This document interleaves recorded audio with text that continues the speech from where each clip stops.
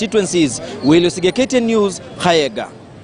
Now, Deputy President William Ruto has termed as ridiculous and divisive claims by President Uhuru Kenyatta that he had hatched a plan to have him impeached. Speaking in Malindi in his campaigns, Deputy President Ruto said it is inconceivable how he could orchestrate Kenyatta's ouster when he played a big role in his election. DP Ruto instead turning the gun on ODM leader Raila Odinga, saying he's the one with an insatiable appetite for power. NC leader Musalia Mudavadi and his Ford Kenya counterpart Moses Wetangula, who led the Kenya Kwanza campaigns in Western Kenya, terming the claims as baseless, as such a motion was never tabled in Parliament. Alan Ochanda with that report. President Uhuru Kenyatta's claims that his deputy William Ruto had hatched a plan to team up with ODM leader Raila Odinga to have him impeached has opened a can of worms. Deputy President William Ruto, his co-principals Musalia Mudavadi, Moses Wetangula and their allies telling of the head of state, terming the claims as baseless, divisive, and which are aimed at whipping emotions, as his project Raila Odinga has been rejected. Hata kama hamutaki kuniunga mkono, wacheni porojo na propaganda ya bure. Wacheni kugawanya wa Kenya. Ati William Ruto anaweza kupindua mtu ambaye nilimweka kwenye ofisi? Please, my friends. Wacheni porojo na propaganda. Munagawanya taifa for nothing.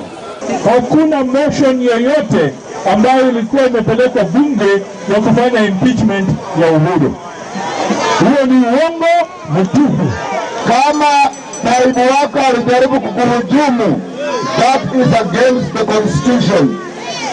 You could have brought it up when it was. Umekuwa mara mingi unasema nitatoboa, nitatoboa, nitatoboa. Mpaka Wakenya wakafikiri you have something to tell us, only to come up with something that is utter fiction. President Kenyatta, while meeting more than 3,000 members of the Council of Elders from the Agikuyu community over the weekend, blamed his strained relationship with his principal assistant on what he termed as insatiable appetite for all power, and that he abdicated his role and embarked on early campaigns, besides allegedly harboring plans to engineer Kenyatta's ouster by inciting Jubilee elected members of parliament to pass an impeachment motion against him. The claims not auguring well with Ruto and his allies.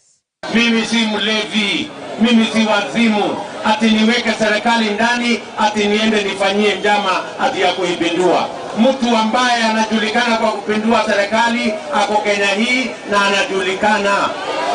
Anajulikana hajulikani. 1982 si alikuweko wakijaribu kupindua serikali. Si hivi majuzi alijiapisha kujaribu kupindua serikali. Jameni, you must be confusing me with the fellow with your project. Kama wewe umekosana na William Ruto, hiyo maneno yanahusu sisi. Wewe ukikosana na bibi yako lazima ushinde ukiambia kila mtu. Ukikosana na mrembo na mumekosana mambo yenu, sio ni mambo yenu.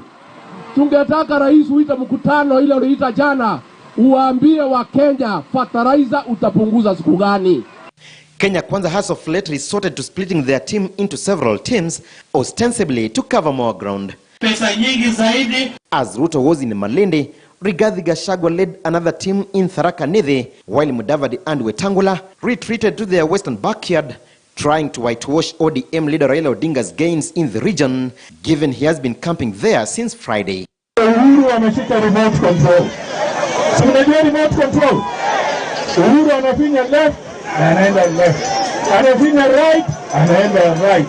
Anafinya fast forward, anaenda mbele. Anafanya rewind, anarudi. Anaweka pause, anapause.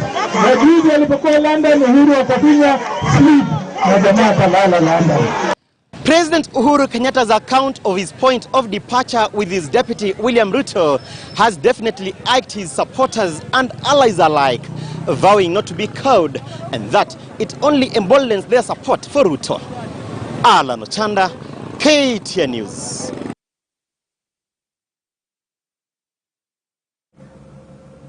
Well, that story on the Kenya Kwanza campaign trail leads us to a short break.